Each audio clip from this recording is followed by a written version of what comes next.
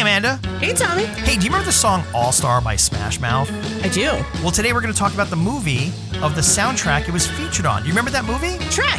No. Mystery Men, the original. Oh. That's what we're going to talk about. Oh, okay. Today. What can we talk about? We're not your classic superheroes. We're not the favorites. We're the other guys. We're the guys nobody ever bets on. But I'll tell you what I think. I think you and that ball of yours have an appointment that you've got to keep. Invisible Boy, I think it's time you were seen. Sphinx, you have trained us well. And Dr. Heller, you might just have given us the edge we need. And Spleen, I don't want to stand behind you, but I'll fight beside you with pride. Jeff, you've got a rare and beautiful gift. The city needs you tonight. And Roy, in all the years I've known you, I've never seen you walk away from a fight. Why, you lifted a city bus once, man. I think you've got what it takes to handle Casanova. We're all in over our heads, and we know it. But if we take on this fight, those of us who survive it will forever after show our scars with pride and say, that's right, I was there. I fought the good fight. So what do you say? Do we all gather together and go kick some Casanova butt? Or do I eat this sandwich? I say, what the fork? Let's do it. Can we talk about Mystery Men? Yep, we can. It's not my favorite No. one that we've done, but I will say maybe we should elephant in the room. Yeah. We recorded this episode already. Yeah. We've talked about this for over an hour, and there were some technical difficulties, so we're back at it. Back at it again, baby. Yeah. Part deuce, which is really fun because this is probably the first one Yeah. that we've ever done where I'm like, don't love it. Yeah. And so you have to do it twice. And I get to do it twice. Yeah. That's what I get. I will say the first time we did it, we had some technical difficulties while talking about it.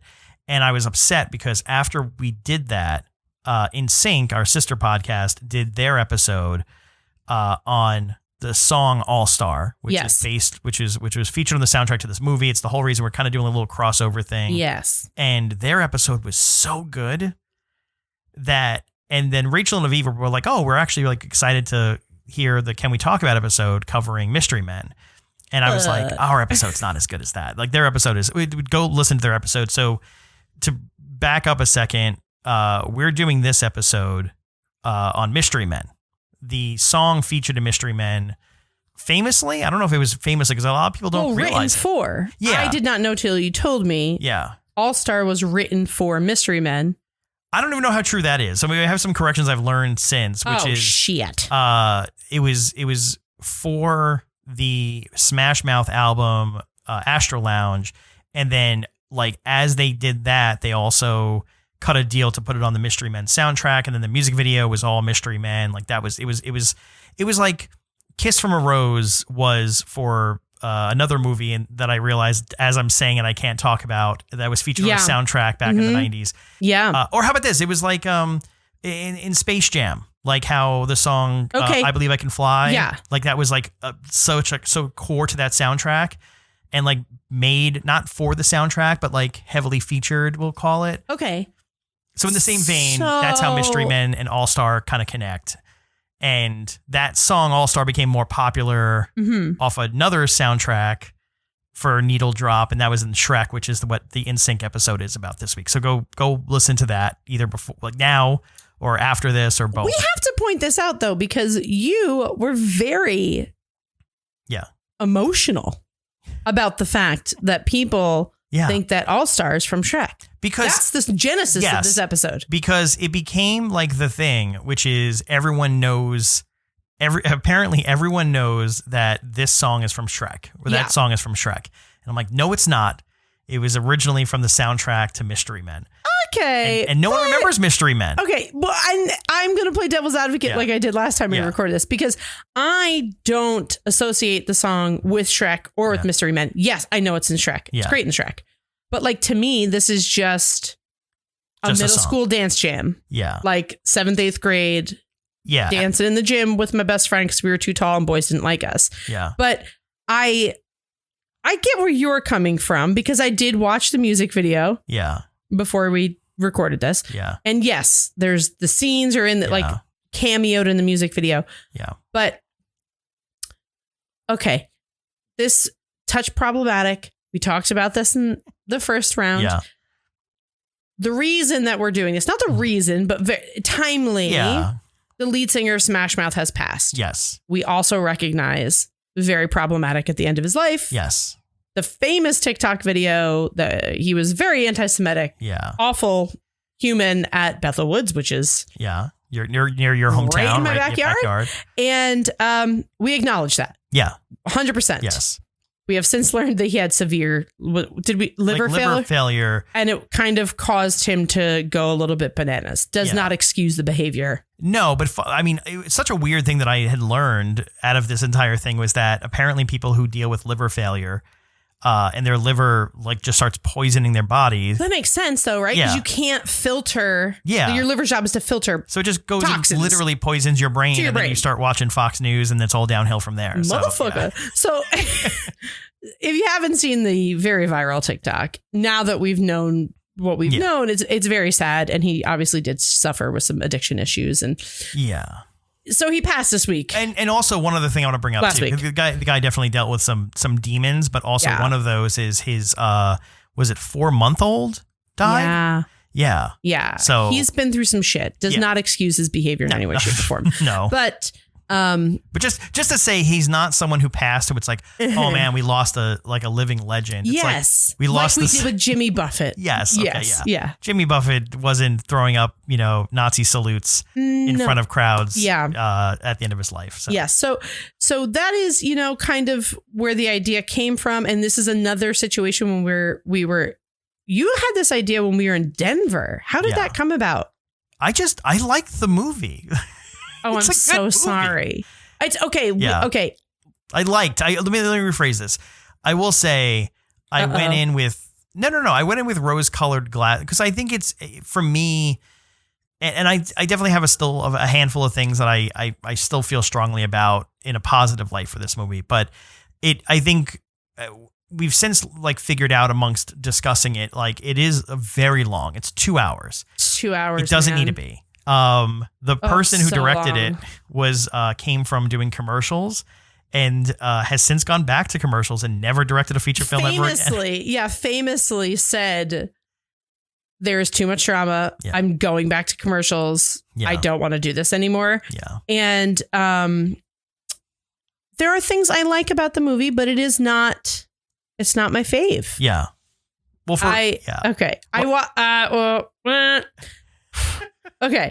I love the cast. If that's what got it to me to agree to do this the second time. So let's bring it back. Let's talk about the genesis of this movie. What is the plot? Yeah. Who are the people in it? Because that is what made this tolerable for 2 hours. Yeah. So number one, so the movie is, and apparently it's based off of a comic book as well, or loosely based on it. But I will say it is, in my view, a take on superhero kind of pop culture stuff that I think is really poignant today. I think it was it was 20 years too early.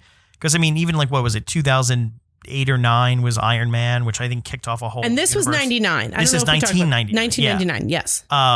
And at that point we only had a few, guy with a dark cape, him, and then the guy with the red cape. We had a few superhero movies out there. Yeah. There wasn't a lot. And X-Men didn't come until I think 2000. So this is 2000. Way before the superhero flood that became pop culture. Well, we talked about this.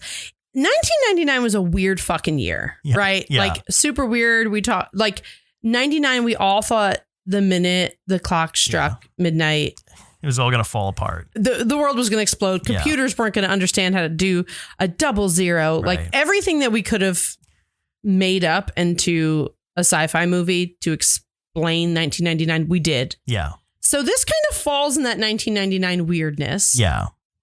Perfectly. So yes. I do accept that. Yeah. And I love the cast, which is I mean, that was the draw. That was the draw.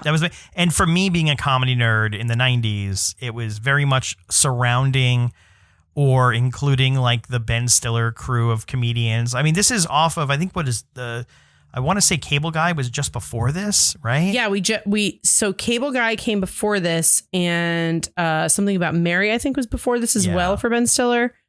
And there was another one that was before that. Well, he was in a bunch in like the late 90s. So, I mean, this is peak Ben Stiller time in the early 90s or late 90s, early 2000s. Yeah. But it just was not my favorite Ben Stiller. Yeah, and that's the thing too. I think this movie, if you're a fan of Ben Stiller in general, so to take a step back, the movie is about a bunch of superheroes with a giant asterisk, because like they all like their superpowers are like throwing forks or shoveling. One guy farts. We'll get into this, right? But if you don't remember this movie, it is a really satirical take, because there's like the one main superhero, Captain Amazing, right? Greg Kinnear, played great by Greg Kinnear. It made me kind of miss like late 90s, early 2000s Greg Kinnear. He was the best. He played this really well, and he was just an ass. And then where he's just very, very similar to, and I know you said you never watched The Boys. No, I haven't. Very similar to, I forget the name of the main guy in that, where to the outside world, it's like, oh, he's our main superhero. He's our savior. He's like, he's God to us, whatever it is. And in reality, he's like, he hates these people. He just like, he's in it for the wrong reasons. And so this guy, Captain Amazing, is like, just has like Pepsi patches and like, it's hilarious. He looks like a NASCAR driver. He looks like a NASCAR driver. 100%. Yeah. And the whole plot of the movie is just based around the fact that he's like bored with whatever remaining bad guys exist in the world, because he locked up all the bad ones. In Champion City, by the way. In Champion City, which is this innocuous. No, that's the wrong word. But well, it's just like, you don't know where the fuck it is. Yeah. You don't know what time it's happening in. Right. There's like Japanese writing all over the city, but also, like you pointed out, there's European license plates. Yeah. Well, I've got to give him credit. Aviv on InSync called out the actual architecture type. It's retrofuturism. Okay. Which is that like, very like the 50s. Like, remember like the movie like Blast from the Past? Yeah. With like Brendan Fraser. Do I remember the movie Blast from the Like Past? just that aesthetic of like late like 50s, kind of like what the future is going to look like. But you can look at it now, which was the entire aesthetic of Smash Mouth, by the way. So okay, all right. We need to bring this up again. The lead singer of Smash Mouth, basically, we're not sure which came before, the chicken or the Guy Diners, Fieri. Drive-Ins, Drives. But either Guy Fieri made his whole personality the lead singer of Smash Mouth, or Smash Mouth made their whole personality Guy Fieri. 100% Guy Fieri watched the Smash Mouth video for All Star and was like, that's it. That's me. That's who I am now. Because the button down, the spiked hair with the tips, everything. Bowling shirts and spiked tips and like backwards sunglasses. They even have a very similar like facial. You're right. They both wear their sunglasses in the back of their head. Oh my God. That's so fucking douchey. Yeah. If you do that. Guy Fieri is just a wannabe Smash Mouth member. Just yells two things. Yeah. Creepy dads and gym teachers. Right? Like every gym teacher either has their sunglasses around their neck or it's like on the back of their head. Yeah. Please don't do that. I also, they're called Wayfarer style glasses, like the ones I wear. I don't have them here right now. I wear those. Yeah. Like the classic Ray-Bans. Yeah. Classic like that. And I remember like when I was a kid, I used to love those kind of wraparounds. Like you can't wear those anymore. Those aren't cool. Those are. Unless you're a professional athlete. Yeah, exactly. If you're playing baseball on the field. Baseball or, I've seen some NASCAR drivers wear them. Yeah. I've seen some golfers wear them. So, I get that because you are legitimately saving your eyeballs because you're outside all day. But it's when guys are wearing it to Walmart, that's where it's just like, dude, I just hate them. Yeah, it's an aesthetic. But can I just tell you, this is off topic. There was a guy that one of my friends went on a date with, and he literally, like, she loved him. She was like, this guy's so great. You guys are going to love him. And she brought him to hang out with us. And he had those fucking sunglasses, like, on his head. And I was like, nope. Nar. I will say every video I see on TikTok of some middle-aged guy losing it and eventually committing assault or battery has those sunglasses on his head or, like, on his eyes or on the top of his head. Now, What has happened with the trend of like pit viper sunglasses? Have you seen this? No. What's pit viper? Look it up. Okay, wait. Okay. Pit viper. So I can get behind this because it's falling in line with the mullet, right? Like, Okay. and I've got some female friends that wear them and they look hot as hell in them because they're not meant to make you look attractive. Are you talking about the really big ones that almost look like... they're like iridescent in the front. Yeah, they look like kind of like... I can't pull that off. They look like snow goggles almost. Yeah. Those are very retro. I remember those like very 80s retro style, right? Absolutely, yeah. I can get behind that. Yeah. I'm okay with that. Scream cover your drink. No, in a because this tiki is bar. fun. There, you know what it is? Okay. I'll tell you exactly what it is, and it's all the aesthetic. It's guys who do the goatees or go bald, right? It's shave their heads. I can see like 4 dudes in my head about this. It's middle-aged guys who have to buy a big pickup truck to prove something, and they need to look badass. They have to look badass all time, and it's like, dude, just if just you live wear your the life, sunglasses and you drive, I'm down with big pickup trucks. Yeah, but if you wear these sunglasses and you feel like we're attacking you, we aren't. No, here's the thing. We are. I am far from a fashionista, but I will say, like, even when I was like shopping for new sunglasses, I got some like Nike Wayfarers that like slightly curved, and I was like, no, any kind of curve where it's like wrapping around my head, and like, yeah, I can't. I can just, because the thing is that there's a difference between like those style, like just looking cool, like you're going out for a day at the beach, versus like, you know, I'm gonna get into a fight over a shopping cart. Like there's the 2 different styles of sunglasses. I think my dad wears them. Yeah. I'm like talking about it and I feel pretty confident in this. Now you know what to get him for Christmas. No, because he used to wear this only one pair that he could get at a gas station. And he would, I'm not kidding, he would, like 20 years of his life, he would get these do you remember when you go into gas stations, they had the sunglasses on the counter? Yeah, like for $5. He had like one exact pair that he liked. And they're so popular now. I was like that too. Yeah, like he loved them. On a business trip, splurged on a trip. I was in Nashville a couple months ago, and I was at a conference, and I went and got in the hotel lobby. They had Ray-Bans in like where they sold them at the hotel, and I actually saw they were the same price I would pay if I went to Ray-Ban. So I was like, oh, actually, I kind of want these because I didn't bring any sunglasses, and I was in Nashville, so I was like, I need to fix this problem. Yeah. And they were the most expensive sunglasses I've ever purchased, which is just $200, by the way, which, I mean, depending on... That's too much for sunglasses for me, because I scratch them, I lose them, But now I wear these all the time, and I protect them like they're my son. So... Okay.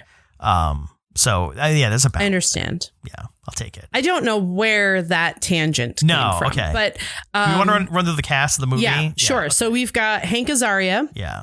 His superhero is called the Blue Raja. He can throw forks and spoons, never knives. Those he doesn't deal with deadly weapons. Claire Forlaney, she plays the hot waitress that Ben Stiller's in love with. Yeah. Which again, we were rehashing some stuff we've talked about previously that no one else has heard, but you don't remember her from the 90s. So she was in Rat Race. She was in Mallrats and Meet Joe Black. I remember, but like we talked about this, her face is so 90s to me. Like I feel like I saw her in so many more things. Yeah. And we looked up at her IMDb.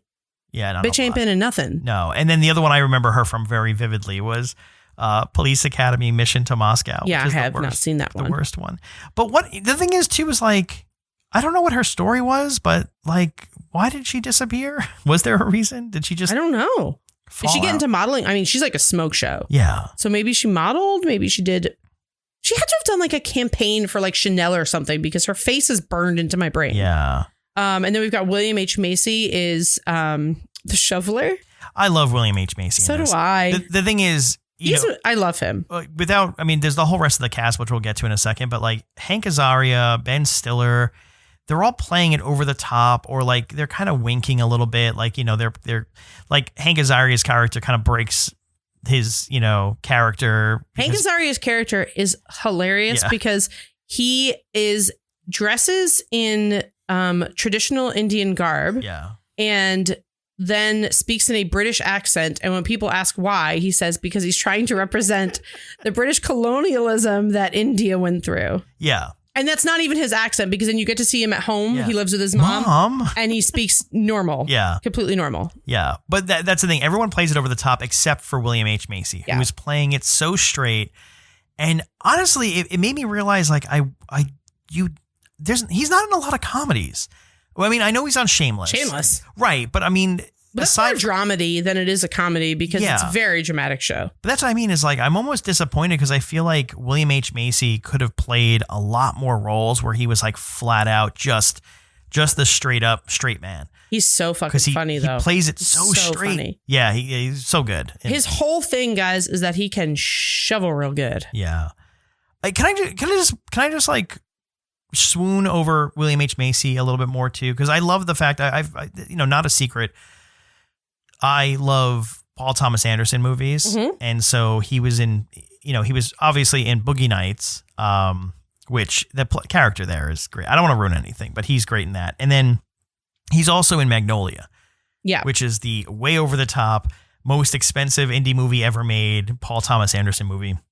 Is that your favorite Paul Thomas Anderson movie? I think it is, and I know that sounds like such like everyone goes for like There Will Be Blood and some other ones, but I really love Paul Thomas Anderson. All his early movies were about the Valley in California, and that like it's what he grew up with, and he tried to get back to it recently with Licorice Pizza, which I have so many problems with, and I really don't like that movie. I didn't watch it because you told me not to. Yeah, don't watch it. No, it's problematic for reasons. It's also not a great movie.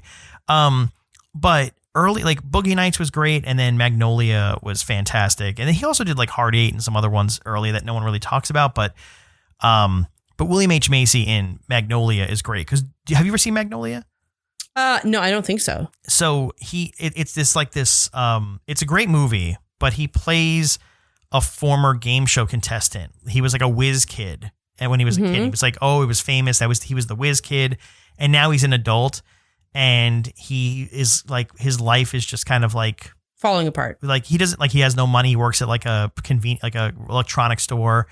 And does he work at Radio Shack? No, he works at like a big box store. Circuit City? No, not. Nobody Beats the Wiz? Closer to Nobody Beats the Wiz in that vein, but it's in the Valley. Wait, was that the name of the store or was that their slogan? That was both. It was called The Wiz? It was called Nobody Beats the Wiz. That was the full name of the store? Yes. You didn't know that? I just thought it was called The Wiz, and it was like, Nobody Beats the Wiz. Nobody beats the Wiz. Yeah, that was beat the Wiz. I loved that. Yeah. Anyone outside of New York has no idea what we're talking about. No, but it was like that concrete gray with like the red inlay neon. Yes, and it had so good. like a upside down triangle kind of thing. So good. The other thing too is the only reason why people outside of New York might know The Wiz is because it was on an episode of Seinfeld where Elaine's boyfriend was hired to be The Wiz. And he's like, I'm the Wiz, nobody beats me, and just like dancing around because that was his. That's a good Halloween costume. The Wiz from Nobody Beats the. Yeah, it's really fucking good. It's very obscure. Feel free to use it, guys. Yeah. But anyway, love William H. Macy. And he plays this role so well. His wife is just done with him. Just can't stand him. He's just like so fed up with his. And his superhero outfit is his child's catcher's chest plate. Yeah. And knee pads and elbow pads. And his wife's like, he needs that for his game. And he's like, I paid for it. I'm going to use it. I'm saving lives. I have to use my gift from God and dig real well. I shovel well. Yeah. I love William H. Macy. Okay. So then we've got Kel Mitchell, who is the invisible boy. Yeah. And he's only invisible if nobody is looking. Didn't you? You had a fun fact about this. Do you remember your fun fact? Yeah. So that whole character was created when the writer was hammered and thought it would be funny if he could get away with it. Guess what he did? Well, what's really funny too is like, and I think I said this, like outside of Good Burger and some other things, like Kel Mitchell didn't do a lot as far as like mainstream movies. And like I was excited for him that he got this because we all know where Keenan is, right? Keenan to this day, he's on SNL. He's been there for like 15 years at this point. Yeah, but you know what? I was thinking about it the other day. You know, like some people when they're on SNL for too long, it's just like so played. Yeah. But like he's versatile. He's everywhere. Like anything they ask him to do, he can do it. But that's the thing is there's a lot of other people on SNL. We're all over the place now, but that's fine. A lot of other comedians on SNL, when they're on too long, it's still like and I won't mention their names, but like it's still like it's all about them. Yeah. Like any sketch they play in, they're like, he's happy to be the background funny guy. Yeah. He's happy to just sit there and like make a silly face in the background for and be a secondary character. Yeah, absolutely. So that's a good point. Utility player, they call them. Absolutely. So good for him. So we got our boy Paul Rubens. Oh, love Paul Rubens. And I will say, out of all the characters in this, he is both of our favorites. Okay, yeah, absolutely my favorite because he plays it so well. And it's really funny that they don't want anything to do with him. Like they're all just annoyed by him. Well, his face is so off-putting. Little warts all over his face. Oh my God, it's so fucking disgusting. And his whole thing is he farts. It's his whole thing. And one of the fun facts that we uncovered is there is a scene where he farts and then there's a small explosion behind him. And that was a 100% an accident. One of the crew members threw a plastic lighter into a barrel that was behind him. And so he farted and it caused a small explosion because of what was in the barrel. Okay. And they kept it in the movie. But just like at the same time. At the same time. It's like shortly after he farts, but they just like, I'm sure they probably edited it to look like it was in it. Yeah. And they kept it in. But he is, he is like the kid that wants to be included. Yeah. And they want nothing to do with him. Yeah. And I don't know. We talked about it. Like Paul Rubens is so, at this point in his career, really forgotten. Yeah. And it was awesome that they gave him this role because he fucking killed it. He did. He really did. Yeah. I mean, he's always been known, like anyone that worked with him in like the Groundlings and all the places like he kind of came up from. I didn't realize how many years he had been at it. Like it goes back to the 70s. Long fucking time. Yeah. Pee-wee was in the 80s, but like he had been plugging away. He'd been created, working on that character since the 70s. And everyone that works with him knows how sharp he is or knew how sharp he was. But this character, like his entire, like you look at all the other characters in the movie. Yeah. He's the one where like, and I think, like he's the one that's afraid. Like he shows fear. Yeah. And like, he has his power, but it's also, there's this one scene when they're attacking the car and they're all kind of like working together to attack the car. Yeah. And I think it's him and Kel Mitchell kind of get paired up together to like work together. And he's fun to watch. Like he's just like, Paul Rubens in general, like he's fun. And he gets shot in the ass. And then he does. I love the fact that like he's like scared the whole time and timid. And the moment with that Paul Rubens scream, he's like, my ass, I got shot in the head. Like he's like upset and hurt. Yeah. But yeah, no, his character's great in this. I'd watch a whole movie of The Spleen. I'd be, And then we have Jeffrey Rush, who plays I think the best superhero name ever created. It's Casanova Frankenstein. Yeah, I love her just shoving words together. The fact that is not the name of a band really upsets me. Like that is Yeah. Calling all punk bands from the early 2000s. How is there no Casanova Frankenstein? Yeah. But then there's also Ben Stiller. Okay. Ben Stiller is underutilized in this. I am not a Ben Stiller hater. Yeah. And I told the story in our first iteration, but I will tell. I will never hate on Ben Stiller because he did come in to the bar I was working at on my birthday and tip me a lot. Yeah. Because everybody was taking shots of Patron and he didn't want to take a shot. So I kept giving him water and he was wishing me a happy birthday and he gave me a very big tip. So I'm on his side, but like he was annoying in this, like just so, and I think that was the whole point, right? Is like, you're supposed to be annoyed with him. And well, that's the thing too, is like, I mean, years later, and maybe this comedy has changed in general, but like his entire shtick is almost kind of grating at this point where he's just like, he wants so badly to be the leader. And his whole shtick is I'm, Mr. Furious. And he gets angry. And then, he finally unlocks that. You finally get to see him actually be angry to like a superhero level. But, I don't, it's just grating. Like, and that's the thing too, is they sort of extend the storyline further by just like with his whole back and forth and not going along with the rest of the team and stuff. And the other thing I'll mention there too is it's difficult because like he's supposed to sort of be the leader of the team, but William H. Macy does it so well. It's kind of like, oh yeah, they're not lost without him. Like he needs them more than they need him. And that brings us, I think, to Janeane Garofalo's character, Carol the bowler. And she's got a crystal bowling ball that contains the skull Yeah. Of her dead father. Yes. Who she talks to. Carmine the Bowler. Which is hilarious. Yes. And he died fighting the Disco Boys. Yes. Eddie Izzard. Eddie Izzard plays Tony P, which is Casanova Frankenstein's right-hand man and the leader of the Disco Boys gang. Can I just tell you, that's the one thing I do love about this movie is that you're thrown in, and I mean, origin stories weren't a really big thing back in the 90s. You just got thrown right into here. A superhero exists. Here's their story, and this is great because there's so much world building. I talk about it all the time on this podcast all the time. I love world building. There's so much world built around, the Disco Boys and Tony P and Frankenstein or Casanova Frankenstein. And they're in like 3 seconds of the movie. Yeah. It's fantastic. Yeah. That's the fun to me is that, like there's all the meetings of all the different groups of bad guys. The goody boys or the not so goody boys or whatever the fuck it is.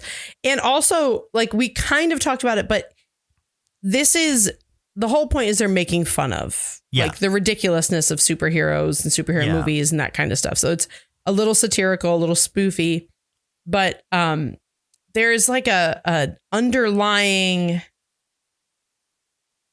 Okay. I will say I didn't like it, but there is an underlying like hilarity to what they're doing. And there's a scene where they have all these people coming because they need more superheroes to help them. They're having tryouts. Yeah. And that's where we get Dane Cook. Yeah. Right? Dane Cook is in there.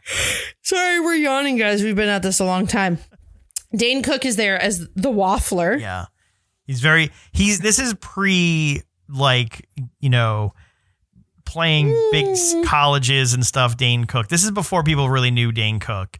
It's like, let's just point this out. It's like a 0.3 seconds. Yeah. He literally just walks up and is like, I'm the Waffler. Right. But it's hilarious to me that it's like, out of all the comedians and people to like have these like little bit walk-on parts real quick. So fucking funny. Dane Cook in 1999, who is definitely Dane Cook. And it's kind of funny because he looks a little younger, but beyond that. He could be his character in Waiting. Yeah. In that little outfit get up that he's got on. He's still in that phase where he looks a little bit more Ryan Reynolds than Dane Cook. For sure. But he has that voice where he's like, I'm the Waffler. Like he's doing that whole the way Dane Cook talks that we apparently liked for a hot minute in like 2006. I really did. I will tell you, we like my friends and I have the CD, folks. That's a round disc that played music.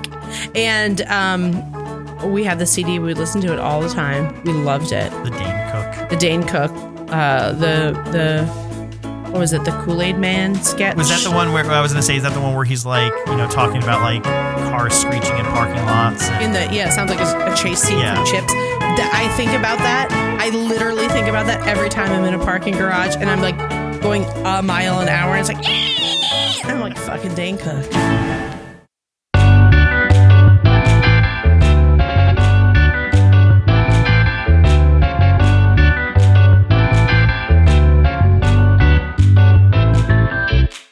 But we've got Ned Bellamy plays Funk, and then there's a CeeLo Green.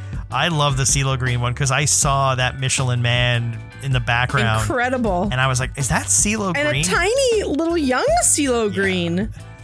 He was still bald though. That motherfucker was still bald. You know what he looks like? You remember in It's Always Sunny when Frank is like, he gets like, I think it's during like their quarantine episode, and Frank is like, drowns himself in Purell and shaves his eye and he's like, I gotta be pure. My God. That's what CeeLo Green looks like.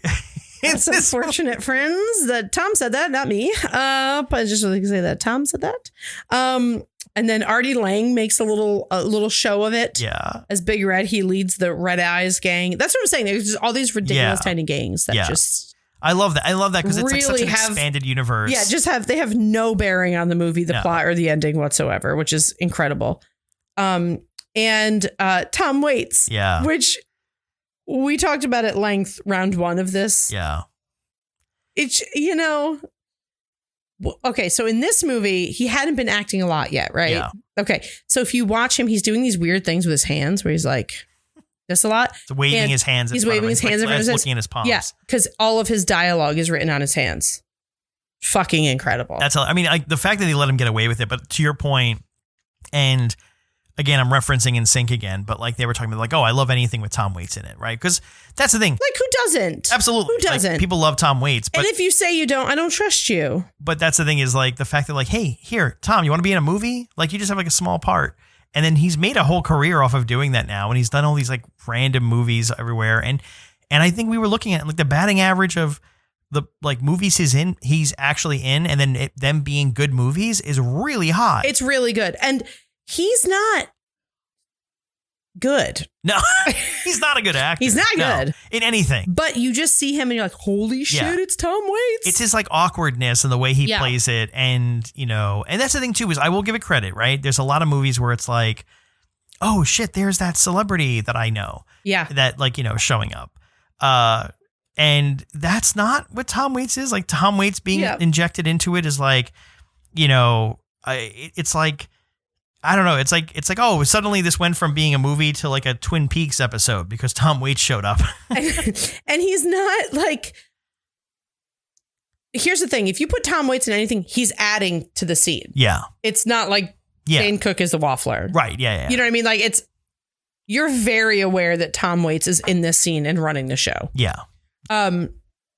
So one of our fun facts was Ricky Jay plays a publicist in this who, if you don't know, is a magician. Love Ricky Jay. Also, Ricky Jay, and me, I know I always wonder some of the behind the scenes stuff about how people end up in movies or like calling friends.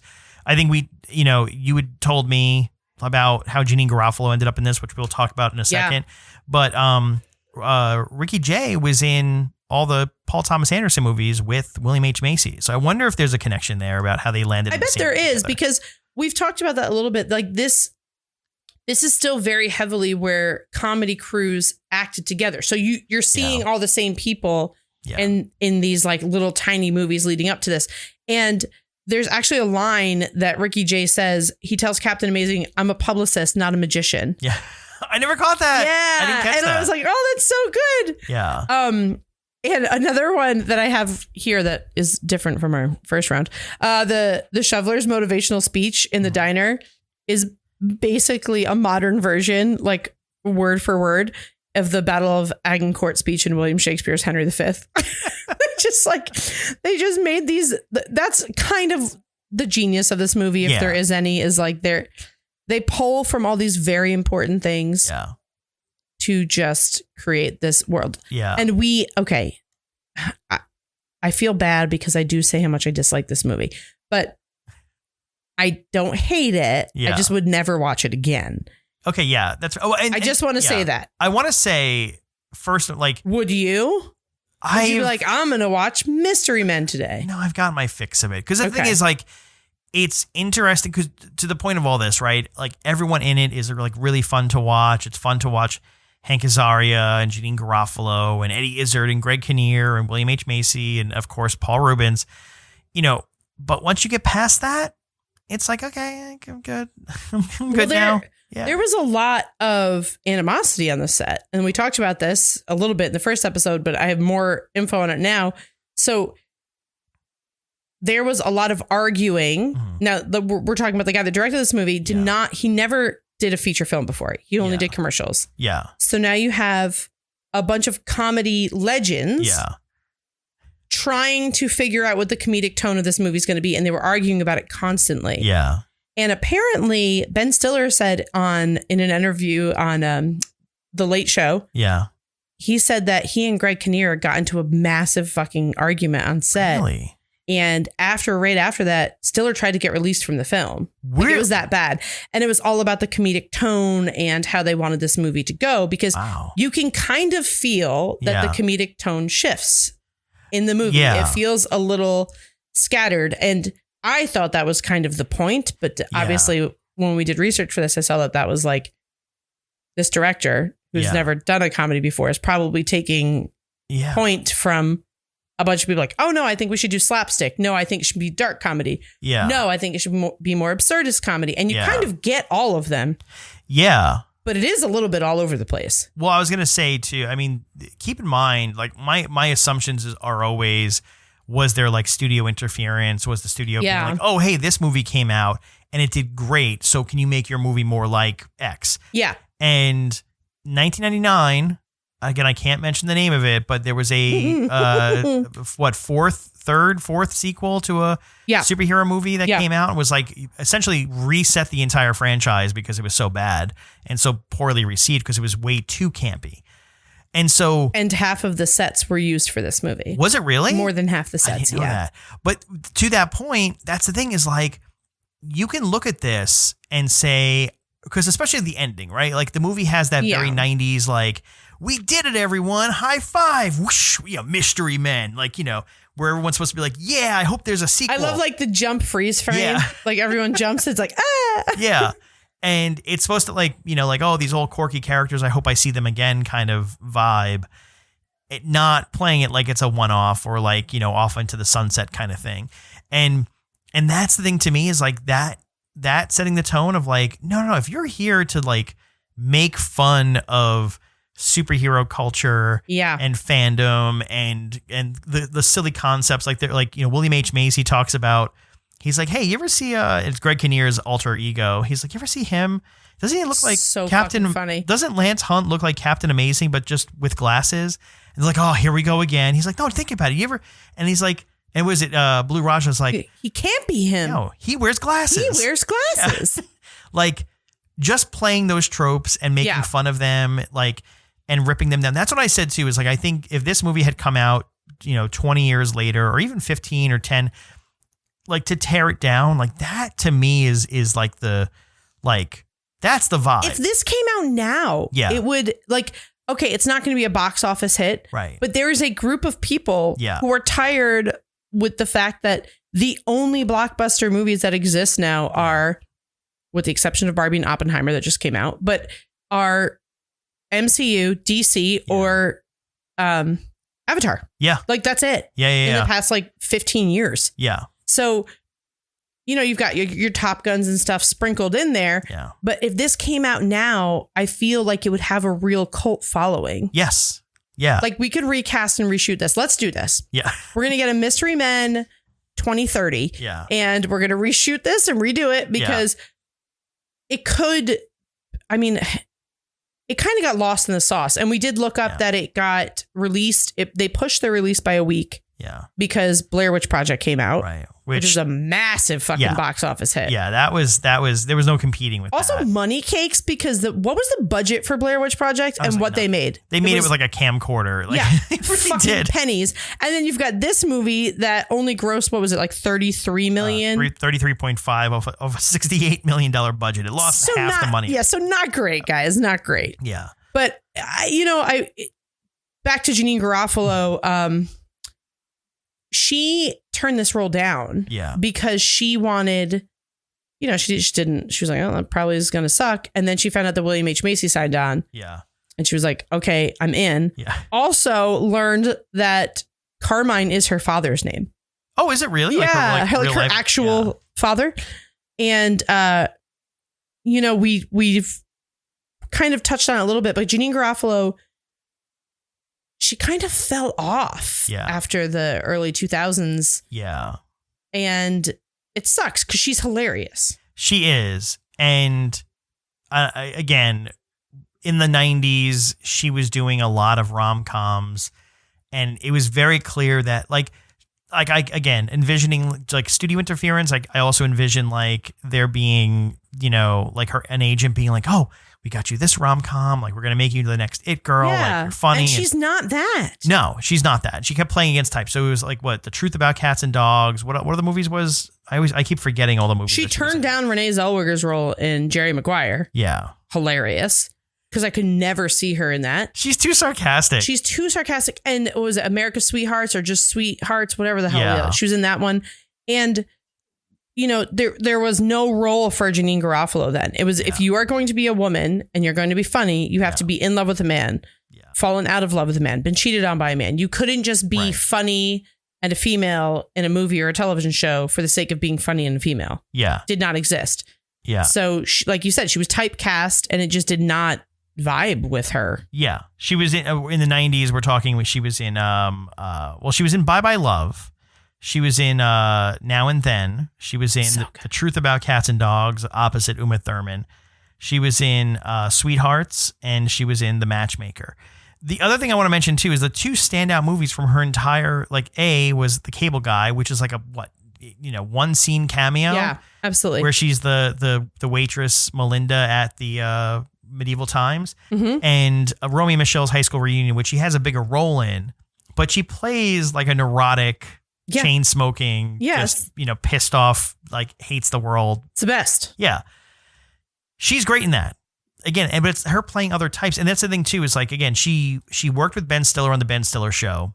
That's where, like, it was like her and Bob Odenkirk and David Cross, Andy Dick thrown in there too. But that fun fact about the fact that she didn't sign on to Mystery Men until she learned that William H. Macy was doing it, while Ben Stiller was already signed on, is such a giant red flag to me. Yeah, there must be something there. And I'm acknowledging that Ben Stiller's had some very problematic things come out about him. Yeah. As of late as well. Well, it just sounds like he's difficult to work with. Not difficult to work with as in, like, maybe he's like a little bit of a... Is there more that I'm missing? Or I don't know.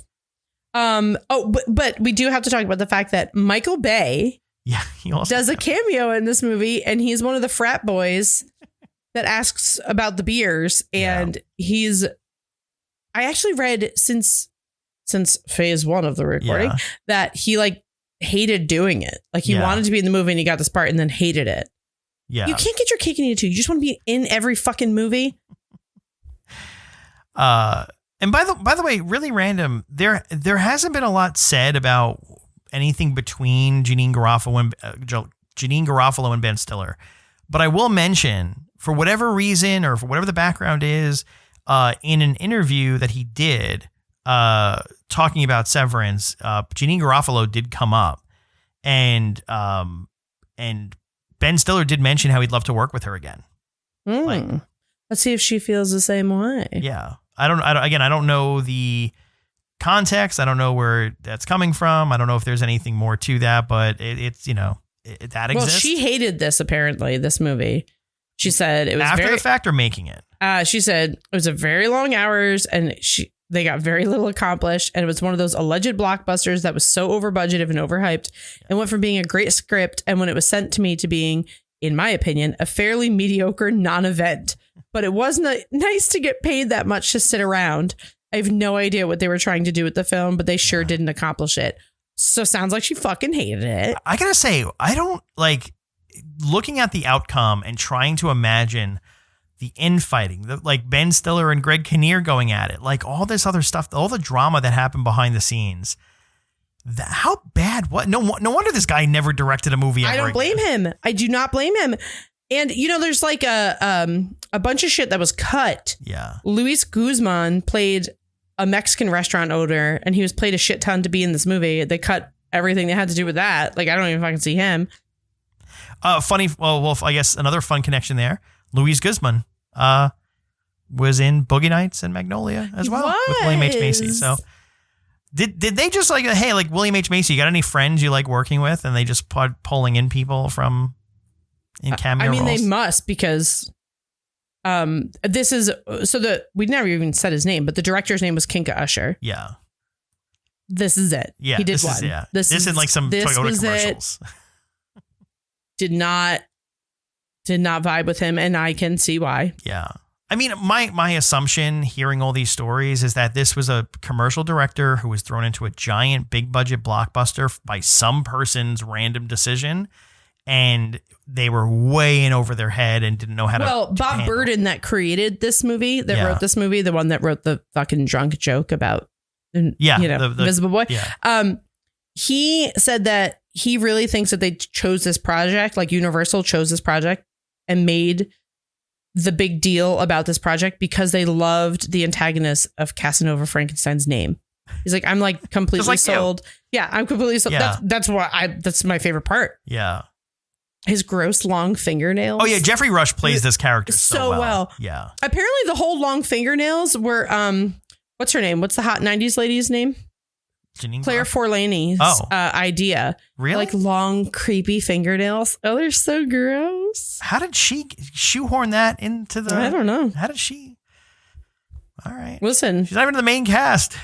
Listen, if it's in my fun facts, it must be true, guys. But I mean, to your point, and you know, you have Ben Stiller, who comes from like his parents and especially his dad being like comedy legends. You know, you have, I mean, if you could run through the entire cast, like everyone has comedy chops, but from different places. And so seeing that potentially clashing makes total sense, especially if there's no director who's like trying to, But there's like all these weird things. So Janeane Garofalo's parents actually owned a bowling alley. Oh, wow. And so I wonder if they wrote this part like, oh, Janeane Garofalo's going to do this. We're going to name the main character after her dad. Yeah. She's going to throw a 30-pound bowling ball, which she said killed her arm and shoulder. But this is how you know it's bad. Where Artie Lang, he said that he's only acted in bad movies. And he considers this to be the worst movie he's ever made. Really? Yeah. And he said that after seeing his brief scene in the beginning of the film, his mother and sister called him from the theater to ask if he would have any more scenes because they wanted to leave. Jeez. I didn't hate it that much, guys. Jesus. I mean, this is not the kind of movie, like this was a kind of like a cult classic, if anything. You think so? I mean, yeah, to a certain extent. Okay. You know, I'll let you have that. I mean, it's really funny. Out of everything you're saying about how everyone hated working with it, the one poll quote I have here is, Ben Stiller would love to return for Mystery Men 2. Well, only person. Oh, I have a feeling that when they're talking about personalities on set, I think the personalities came from maybe Ben Stiller's multiple personalities, but I don't think that Mystery Men 2 should happen. I think, well, maybe I really do think a reboot would do well right now. Yeah, if you rebooted this and really played off of, I mean, obviously it's based on an original comic, but you could bring back these guys and like all of these people with the exception. So Paul Rubens has passed, obviously. Yeah. Who else has passed? I think Jeffrey Rush is still kicking, right? Is Jeffrey Rush still around? I mean, Ricky Jay passed, but I mean, he's not like a main character. Yeah. Are we good? Do we, Tom Waits still around? I mean, I think he's still alive. Yeah. But if they did that where like they're passing the torch to like another group, it would be hilarious. They could open the movie the same way in a nursing home. And instead of it being Artie Lang, it could be these guys in like a nursing home for superheroes. Yeah. Which would be hilarious. But there's something there. Yeah. They just didn't do it. Yeah. For me. Yeah. I mean, that's absolutely fair. And the way this movie is structured, that's why I'm like, I totally blame the director. I don't, though, because... Really? I'll blame the director in the sense that he didn't have a backbone to stand up to them and like stick with his creative vision. Yeah. But like, it sounds like he was dealing. I mean, look at this list. He's dealing with some big fucking personalities, and this is his first movie. Yeah. A lot of directors' first movies are not directing giant stars. Yeah. These aren't like fair. BC, DDF. Yeah. Some of them are A++++. Yeah. At the time, let's just say at the time. Yeah, absolutely. So I feel like he kind of had his work cut out for him, and he did not have the backbone that he would have needed. Yeah. And clearly he sucked, but Yeah. I don't know. The soundtrack's really good. Yeah. All star. A lot of disco. Yeah. I really like the disco. Yeah, I was gonna say, remember the late 90s and how much we loved disco again. Disco. Yeah, I love that. I love that era. It was. By the way, yeah. One of the fun facts that came up was shoveling, and using a shovel was actually a tactic that they taught soldiers for when they were digging foxholes if they could not get to their bayonet or their rifles, how to use a shovel as a weapon. So I guess not too. I wonder if that's where it came from. I mean, I don't know. Yeah. I just don't know. I don't know. So I think we both made it clear, and I don't think either of us would go back and watch it again, right? Like we're fulfilled. You know me, I feel bad saying I don't like something, but I watched it. Is it worth? How about this? Is it worth watching it if you've never seen it before? No. I'm just kidding. No, it's if you like superhero movies, I think you would really enjoy this because it pokes all the holes in plots for superhero movies that we kind of just accept, and we're like, how are we not all agreeing that this is fucking ridiculous? Yeah, and so it does that. It spoofs it well, but there's just I think maybe why I don't like it. No, I know lots of reasons why I don't like it, but one of the reasons I really don't like it is because I was like, they had it, man. Yeah. The idea, and we've talked about like the movie poster. If you haven't seen it, go look at it. It's like black and like all their faces are there with like neon greens and blues and purples behind them. They're all different colors. Yeah, it looked fucking badass. Yeah. And I did not expect when I saw the cast. Yeah. I didn't expect a fucking blockbuster superhero film. I expected a comedy. Yes. But I also expected a comedy.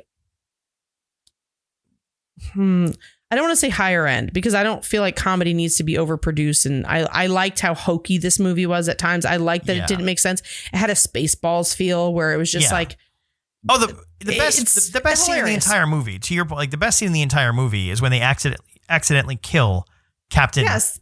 They just accidentally kill him. And Janine Garofalo's, if you look at her, if you haven't seen this and you do watch it, you look at her face. Yeah. They didn't tell her that they were going to have a piece of Greg Kinnear fall off. A piece of Greg Kinnear. Just like fall off in her hand. So she goes to check him for a pulse. And like her reaction is completely genuine because they did it on purpose. They were like, let's freak her the fuck out. Yeah. But it's, if they had done that more, if they stuck the absurdist line, I would have loved it. Yeah.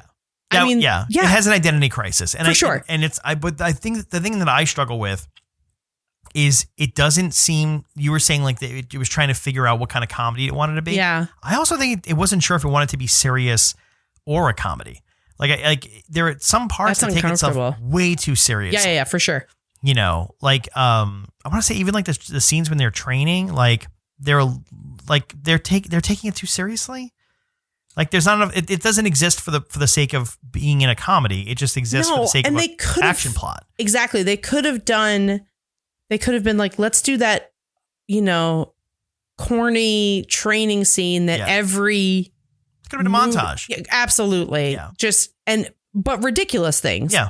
Like they could have been working out and lifting weights with like, Invisible Boy as their weight. Yeah. Like something stupid, just stupid stuff. And they, Yeah.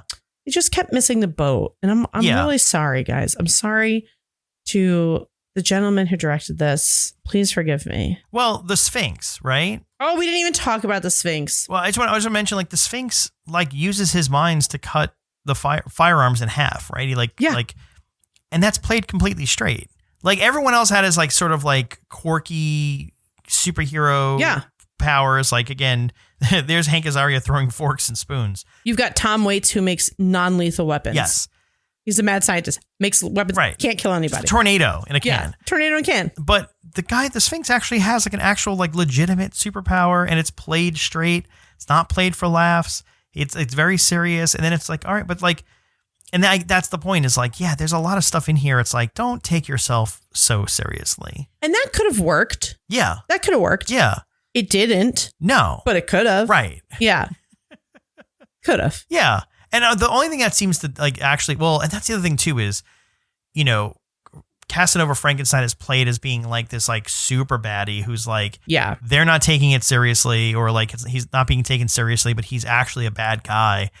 That part to me is the best part of it. And in the beginning, it's played up where like, oh, Greg Kinnear is like sort of taking it for granted. And it's like, oh, no, shit, you're in trouble now because like he actually is a really bad guy who you freed because you were bored and wanted the love of the nation again because you didn't have any bad guys to attack. But even the way like his downfall is played is like super hokey too, where it's just like, you can't be both. You can't be like, oh, no, he's an actual threat.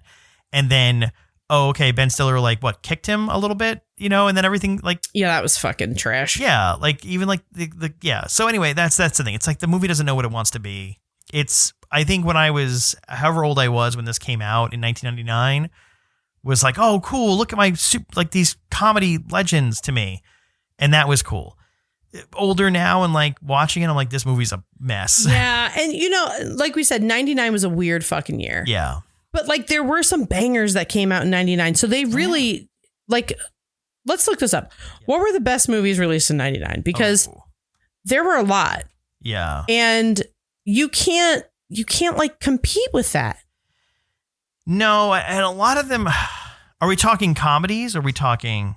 I mean, well, it wanted to be a comedy and it wanted to be an action movie. Yeah. I mean, Magnolia came out in 99. Yeah. You see that? Cruel Intention. She's All That. Big Daddy. Yeah. I was going to say you have... The Mummy. Peak Brendan Fraser. Oh, my God.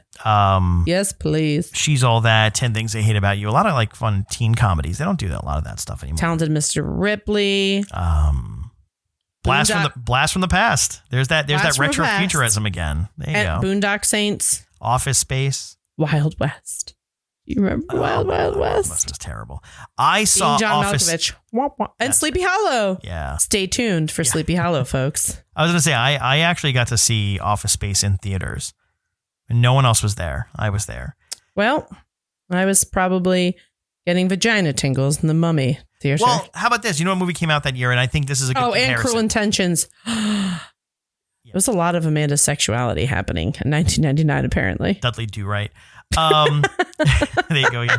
I was going to say, The Spy Who Shagged Me, the sequel to Austin Powers, came out that year. That is a movie. Now, again, this movie wasn't created to specifically be a parody of a genre, right? Like, people kind of forget Austin Powers was created as a parody or a takedown of like 70s or 60s and swinger spy movies and things like that, which it was so far removed from that, from like the decade when it's making fun of that's what kind of made it fun. The 90s had a few comedies that I feel like people tended to like, were really smart and sharp. Yeah. That people tended to look over like how it came to be, like the Brady Bunch movie, right? That entire concept of like, what if you take the Brady Bunch and just put them in like modern 90s LA and that's where they live, and like, but they're still the Brady Bunch, and it's so good. It's so good. And same thing with like, you know, Fish Out of Water, Austin Powers, where he's frozen, and that's the whole plot, right? And then, you know, so like it gets to take down a genre while doing that. And so, and by the way, to be clear, right, the Brady Bunch movie was a takedown of the Brady Bunch and the sitcom, and like the potential rehashing of like old movies and them trying to like Gilligan's Island back again, like bringing back old, you know. I'm looking at this list, by the way, of what you're saying, and there were so many of those in that year. What else did you have? Well, you've got Galaxy Quest was 1999. Yeah. There was another Star Wars in 1999. Yeah. Fucking Matrix was 1999. Yeah. Sixth Sense.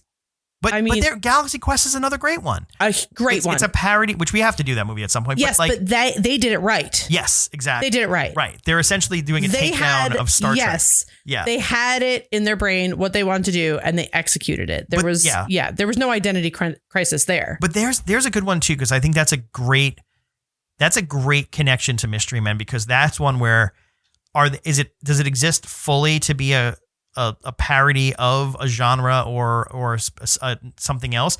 It's essentially parodying Star Trek, but it also is its own thing. Like it's made out to be its own thing, but it does it so well that it earns its keep, kind of thing. Oh yeah. And whereas like Mystery Men, it does not earn its keep to go up against, you know, Iron Man or like other movies. Yeah. And Dogma came out in 1999 too. And Dogma is another one of those movies. Didn't do great at the box office. Right. But if you've seen Dogma, I love Dogma. Yeah. One of my favorite movies. A lot of great cameos and like people that come up with it. Fantastic. Yeah. But, you know, Big Daddy came out in 99. Yeah. So it was against a lot of big comedies, but it had the opportunity to get Galaxy. That's a perfect example, is Galaxy Quest got the numbers that it needed to get because it did what it did well. Yes. They could have done this. Yeah. Better. Yeah. It was poorly executed. It was very poorly executed. And again, the fact that you had Ben Stiller and Janine Garofalo, Greg Kinnear, William H. Macy. Yeah. Like top tier. Hank Azaria. Yeah. Well, I was just going for like just people who were like known for being comedy writers. Yeah. You had great comedy writers and none of them were involved in the writing of that movie. Well, I think that was the problem is they all wanted to be. And so they all tried to take the reins and there we are. It's an ensemble comedy. Trash. Yeah, poorly executed, but such big trash. Anyway, I think if anything, we've sort of unleashed a lot of, I have been struggling, speaking of Austin Powers, I have been struggling with, and I know how old I was when I saw it because it was the year it came out and it was a big deal, but what is the appropriate age? And I'm not talking about like what the rating is. What's the appropriate age to show my son Austin Powers? The opening scene. Yeah. Is it The Spy Who Shagged Me or the first Austin Powers, where the opening scene, he's in bed with her and then her titties start shooting him? That's the second one. Okay. Yeah, because that's how they undo. That takes some explaining. Yeah. And he's a very sexual person, so a lot of the sexual undertones. Yeah. He's in middle school now. Yeah. So he's seen worse on TikTok. I have been trying to figure out when can I introduce him to certain movies? Okay. And that's one of them. And where it's just like it's 1999. Yeah. I was in 8th grade. Okay. And I had already seen the first Austin Powers. Yeah. So that came out 97, right?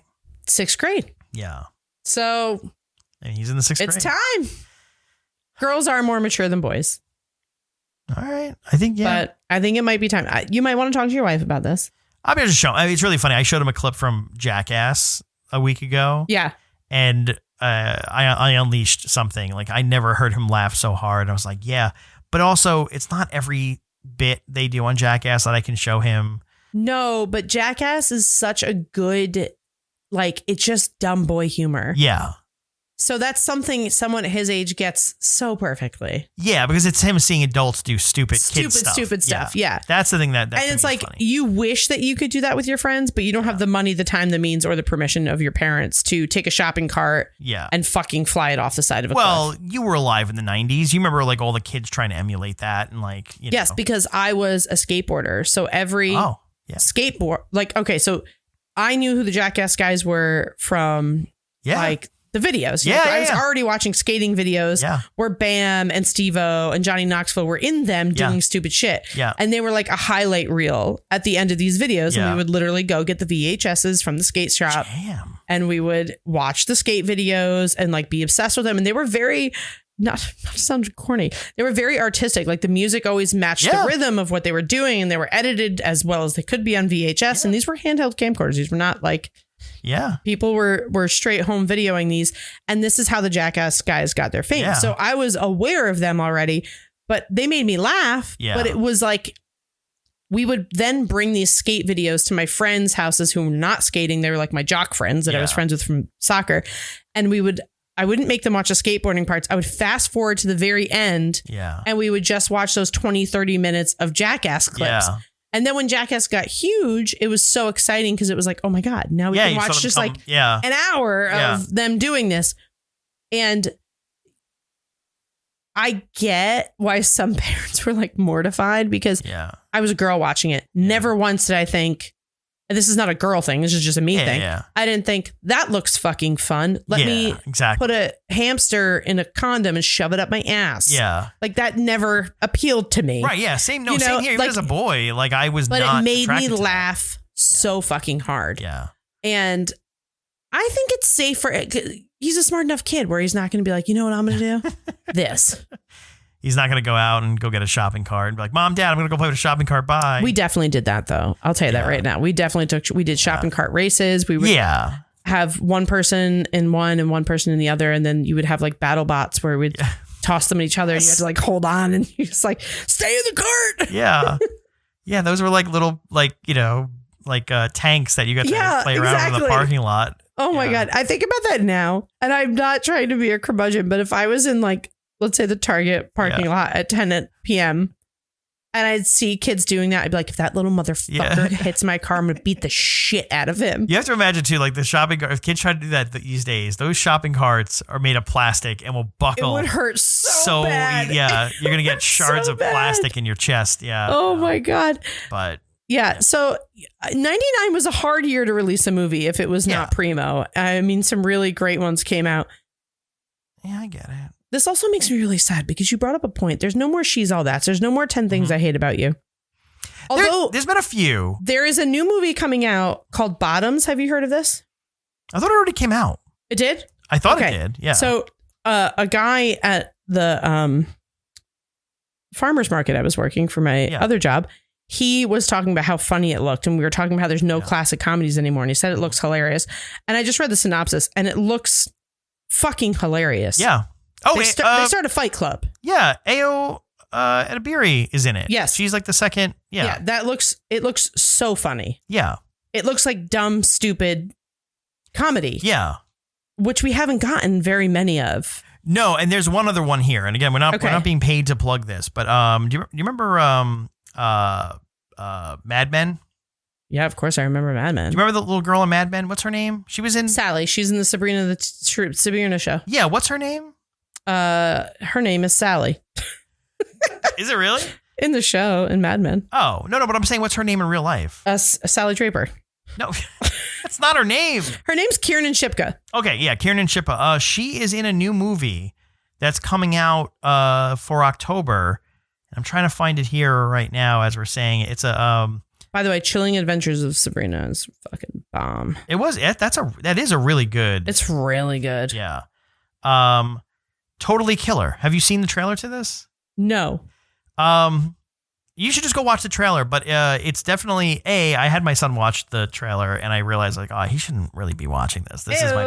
But it's a horror comedy from Blumhouse and it's going to be on Amazon Prime, but I watched the trailer. First off, how do I say her name properly?